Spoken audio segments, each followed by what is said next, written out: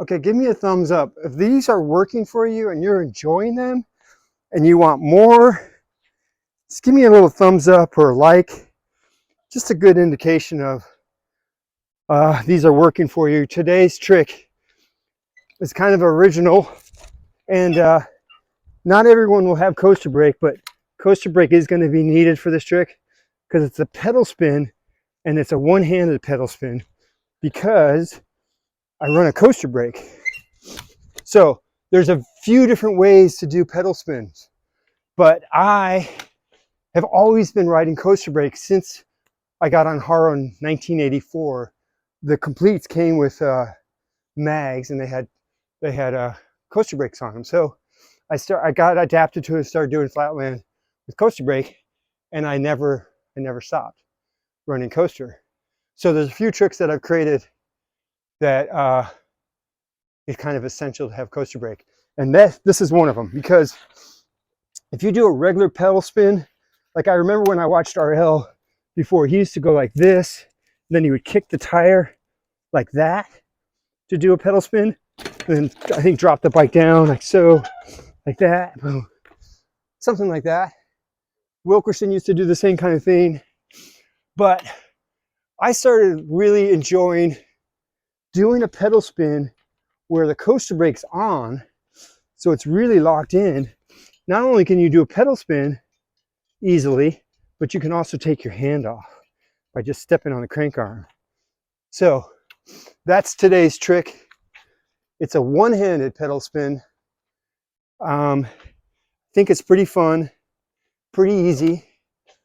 And I think you could probably learn this in 3 or 4 sessions if you just stick to it and if you have a coaster brake. So I'll do it a couple different times, a couple different angles, and then I'll break it down to show you what is key things to consider when you're doing this. It's starting to drizzle, but the nice thing about this trick is I don't really need my brakes to work so well because I have my coaster brake. Okay, so in order to do this, I generally just put my right pedal straight down, back pegs, I stand on back pegs smooth, or just do a quick little fire hydrant around, or not fire hydrant, boomerang around.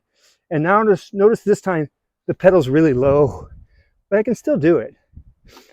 So I didn't set my pedal quite the same, but I can still do it. It's just a little bit lower position.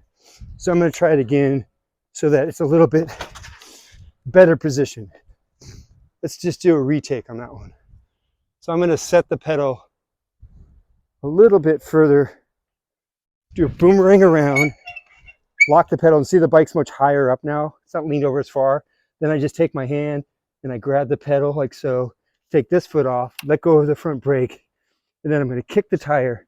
So I just lean it just a little bit. I mean, there's only, it's like that much. I lean it and kick, and then I just use my leg to counterbalance. Once you get that comfortable, then just put your foot there and you can take your hand off. That will give you the counterbalance. Okay, let's do one more coming from this angle. So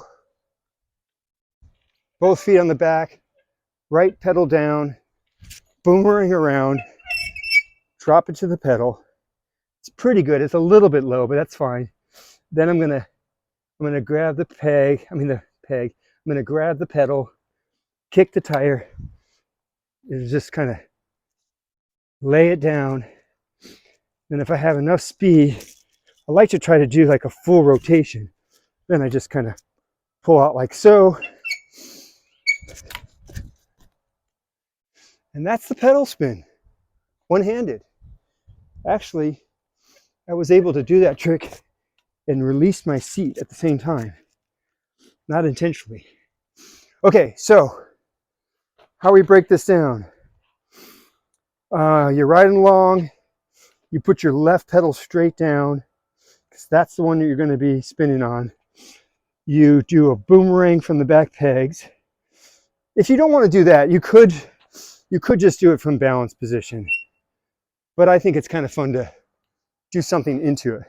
But you could do it from here too and just drop it down like that. But I think it's kind of good to have some momentum. So you kick I would take my left leg off, kick it around, land with my left foot on the front left peg. Then my right foot lands right there. I step on the crank arm and the seat tube and just kind of lock that in, put my hand there, and it's pretty stable at this point. This is a very stable spot. And then you're just gonna move your foot, lean the bike again just a little bit, it's not much. And then that's gonna be the balance point right there. Spin it.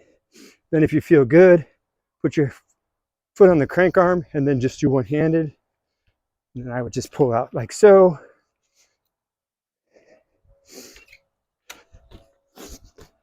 And that is the pedal spin. Not a lot to it. I did do, not that I'm consistent at it, I can give it a go, but I did do, for Master at Creativity, I did a pedal spin with a bar spin in it, which was pretty fun. I don't know about any other variations. Maybe someone could do no-handed. I've tried it, but it hasn't really worked out so well. But someone could do it, I'm sure. So I'm gonna just give this a go, just so you can see some of the other ideas I came up with from this pedal spin. But I have to say, this is not consistent at all. But boomerang around, drop it down.